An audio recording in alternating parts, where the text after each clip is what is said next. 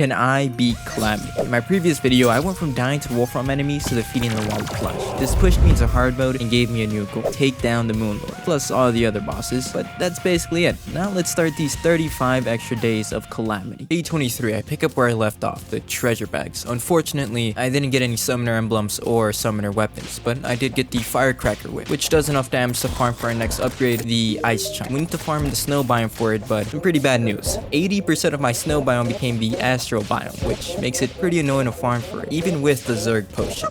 You don't know what the Zerg potion is? So it just increases the spawn rate by 400%, which I'm pretty sure stacks with the battle potion for another 100%.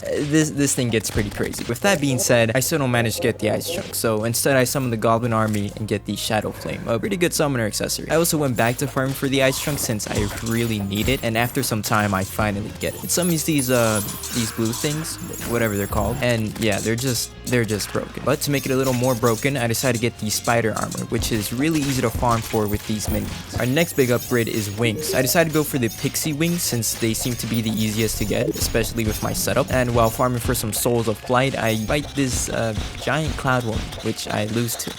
I'm not salty, I just know I could have won if it was a fair fight. With all the crafting materials ready, I craft the wings. I also realized that my pylon system didn't get screwed over by world generation, and I take full advantage of this. Like, I literally use it for the rest of the run. With all these upgrades, I decided to fight the Wall of Flesh a couple times and get like 2 summoner emblems. With the last accessories I need acquired, I'm ready to fight our first hard mode bosses. So I start farming for things like Souls of Light, Souls of Night, and anything else I need for boss summoning items. This gets a little crazy with the Zerg potion and the battle potion, but by day 28 I have everything I need. Plus I get a pirate invasion, which makes me a bunch of gold. Gold I need for Porky.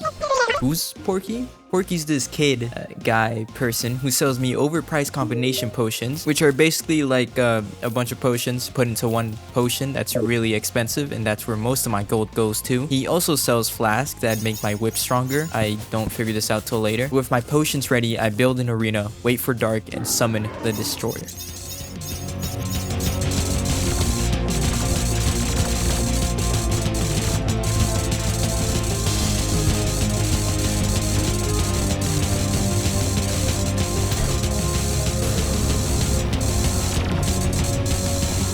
Yeah, I took him down pretty easily, and with a lot of time left, I decided to summon the twins.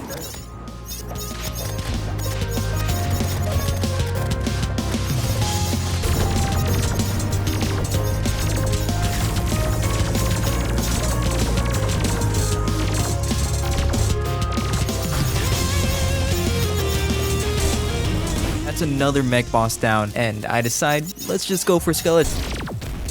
I get destroyed. Yeah, I just get destroyed. I'll also admit it, my strategy is to kind of just run and hope my minions do enough damage. It seemed to not work that time. Actually, I think my minions were running with me, so I decided to give him another try later. Instead, I summoned Cryogen, which was not easy. I'm not sure what his boss mechanic is, but it was extremely annoying, and it felt like I was doing no damage to him. But I did beat him. My next fight is the Queen Slime, and yeah, she just gets destroyed. Both don't drop anything I need, which is what I thought at the time. Cryogen gives you access to this NPC who sells you a really good sentry summon. I just completely forget about this for some reason. But my third boss is the Quad.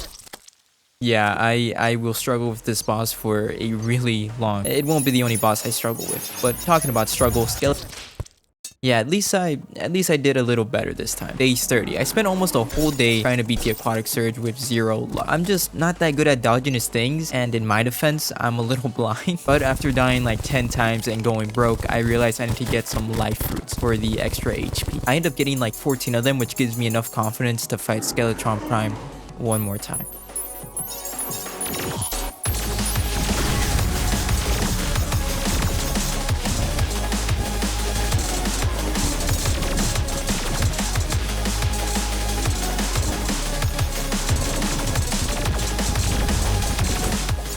Turns out that's all I needed. And I also upgraded my scarf so I can dodge a bit quicker, but with all those 3 mech bosses down, I unlocked their souls and hollow bars / ore, which I can use for a lot of things, but for now, I craft the Durandal whip. I think I said that right. Day 31 is literally a nothing day. I do a bunch of random stuff like getting gold and trying to get the mounted scanner, which is like a 10-step program, which I gave up pretty quickly, but I do upgrade to the angel treads and craft the hollowed rune, 2 really good accessories, which should hopefully help out with the brimstone element. Yeah, they didn't help. This is another boss I'll struggle with for quite a while, and in my defense, I'm blind again, and I can't see the red projectiles that blend into the red background. It's such a dumb fight, and I'm gonna struggle with it for such a long time. It's not even funny. I'm sorry for screaming. Back to the day, I decided to finish the 10-step program for the mounted scanner, which I'm now waiting for it to download or something. I'm not too sure. While I wait, I decide to upgrade my armor, my scarf, and farm for the berserker gloves. This basically takes up the whole day, so by the time I'm done, I can finally craft the mounted scanner. With these new upgrades, I can hopefully take down brimstone. Yeah, I'm gonna struggle a lot with this boss if you can't tell. But I was so mad I decided to fight the Calamitas clone.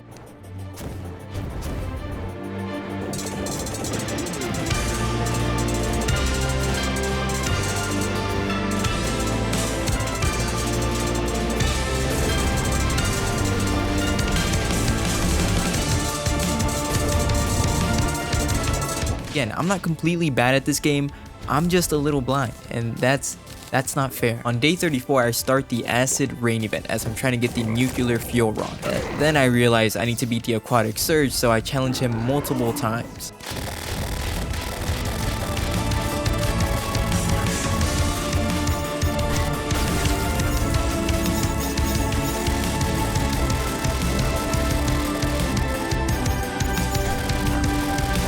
Turns out, I really am just that bad, but after like 20 tries, I finally beat him, and immediately start the acid rain event, fight this mini boss, and pick up the nuclear fuel rod. By the way, this mini boss is so much cooler than the aquatic surge. I'm not saying that because I'm salty or anything. He really is just cool. Anyways, I spend the rest of the day farming gold using the pirate event, and end the day by fighting Leviathan and Anahita.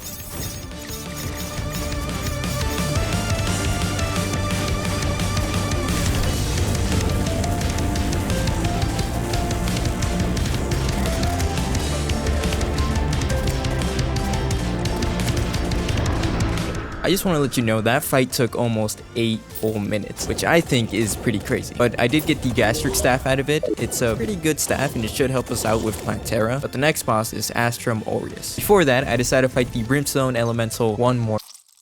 I gave her 2 tries. I died on both. With another defeat by the Brimstone, I decided to dig out the pre-built arena in the jungle for Plantera, and honestly, it's pretty crappy, but I think I'll fix it later. Maybe. Now, before fighting Plantera, I decided to fight Astrum Aureus, like I said, and yeah, it's not looking too good for me. I am struggling a lot with these Calamity bosses, but it's time for Plantera, and I'm just gonna skip to it. I got pretty close to killing her, but the arena I made is still really crappy, and I kept getting stuck on like the ropes and random blocks, so I blew everything up and fought her one more time.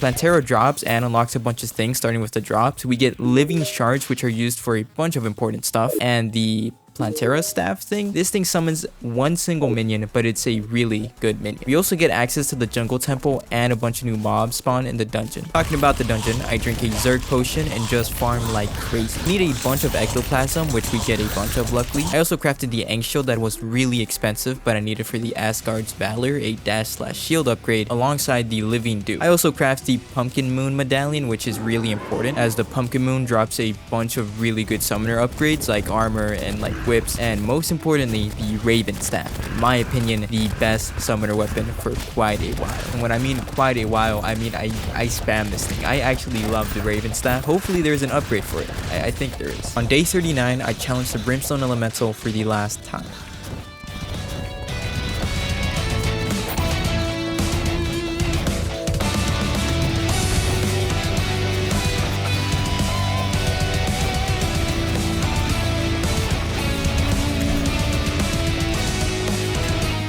I actually ended up finding her twice since I really wanted the summoner weapon she drops, but luckily it only took me 2 tries. And that's it for day 2. It's a pretty short one. Day 40 is another upgrade day. I get the full spooky armor, which I may or may not have gotten in a pretty questionable way. I also got the spooky wings, crow staff, and the necromantic scroll. By the way, I won't be showing every single time I do the pumpkin moon event, but just know I'm basically spamming it every time I can if I'm not fighting a boss. Talking about bosses, I fought Astrum Aureus earlier in the day, and it went as expected. Day 41 is about the same. The only difference is I crafted the status blessing accessory and finally bought the cryogenic staff. With these new upgrades, I challenge Astrum Aureus for the 100th time.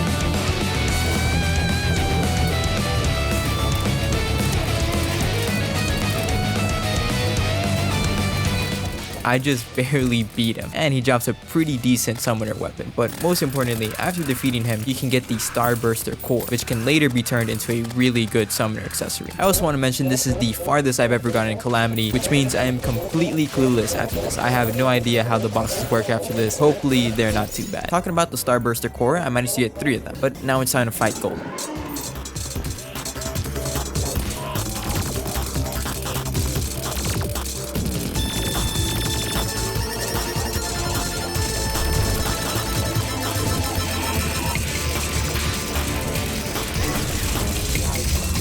I have no clue how I won that one, and even less of a clue on how I managed to hit adrenaline. I'm not complaining at all. That was a really stressful fight. I'm glad we got it first try. By defeating Golem, I can mine up Scoria ore and make life alloy. Life alloy lets me craft a bunch of important stuff, like miracle fruit. It increases my health by 25 HP, and there's a bunch of other fruits that do this, but I'll get those later. It also lets me craft the Star Tainted Generator, a really good summoner accessory. Plus, I craft the Resurrection Butterflies.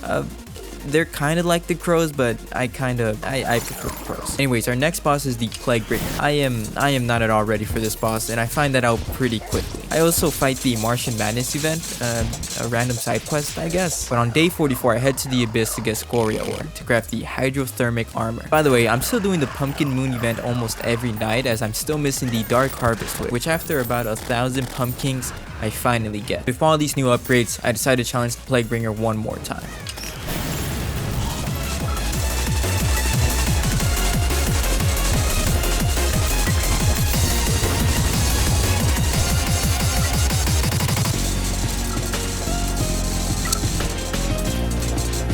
Win is a win, even if I died at the end there. Honestly, the Plaguebringer was not my favorite boss. I probably would have cried if he didn't die there. Anyways, he dropped the treasure bag, and I spent the rest of day 45 and a bit of day 46 farming for the Plaguebringer armor and crafting it. The next boss I want to beat is Duke Fishron, so I kidnap some truffle worms, summon him, and just get absolutely destroyed. So instead of fighting him again, I challenge the Ravager. I think the Ravager is such a cool boss.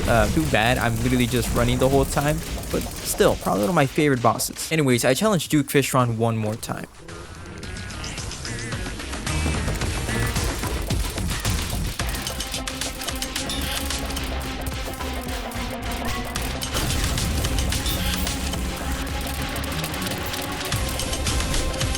I think I was just rusty that first time I fought him, because I did pretty good this time. Unfortunately, I didn't get the wings, which is like the only thing I want to get from him. And instead of fighting him again, because I'm lazy / still scared of him, I farmed the perforators like 50 times, getting a bunch of platforms, which I used to buy the Duke Fishron treasure bags and get his wings, which are just insanely fast. And with nothing else to do, I challenge Astrum Deus.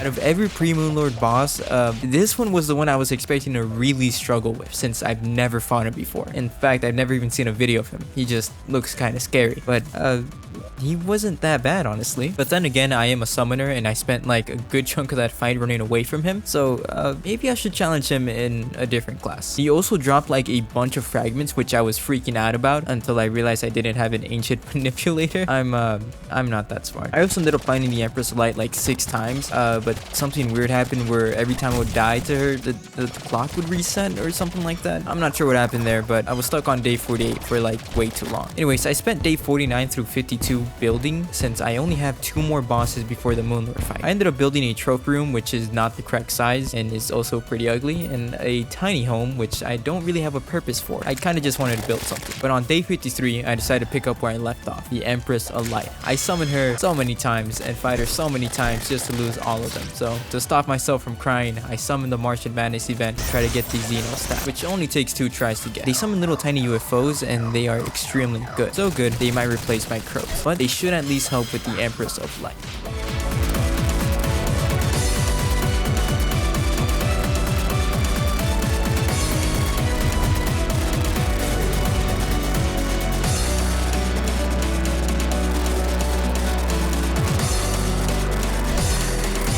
I just barely won that one, but I open the treasure bag and get the Terra Prisma. I use it against the Lunatic Cultist and realize I probably shouldn't have this weapon. I think you only get it when you beat her during the daytime, which is a lot harder, so I decided not to use it since it feels kind of wrong, plus I prefer my crows. Anyways, I get the Ancient Manipulator, letting me craft some pretty important stuff like the Dragon Staff, that is cursed, and a million other things I don't have materials for. Day 56, I decided to test out all my summoner weapons to decide which one is going to be used for the Moonlord, and the winner seems to be the Crow Staff or the Xeno Staff. Both can do about 25 to 2800 damage per second, and most importantly, I don't have to be 2 feet away from the boss to actually hit. That's a big problem I have with a lot of these summons. You have to be really close to the boss to do damage to him, which kind of sucks when you only got like 4 hits before you die. But I destroy the last pillars and summon the Moonlord.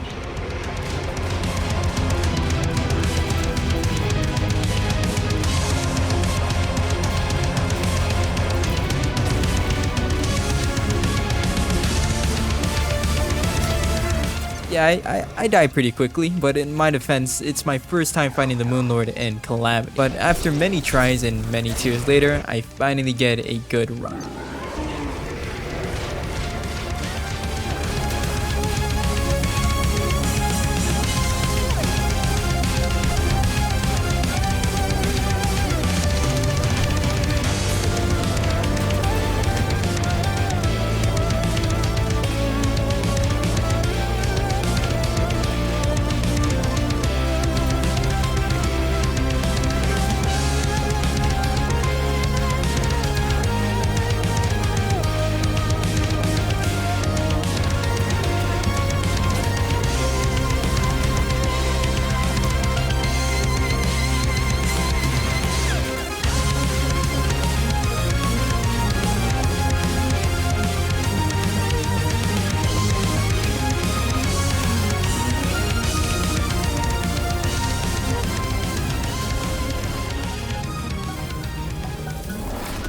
That's right, I finally beat the Moonlord. All that's left is to open the treasure bag and get no summoner weapons. That's hilarious. Anyways, that's it. I finally beat Calamity, and I can get back to playing Slime Ranchers and some Stardew Valley. Thanks for watching this far, and if you enjoyed, a like and a sub would help out a lot. Oh, what's that? There's post-Moonlord content? What is it, like 2 new bosses or something?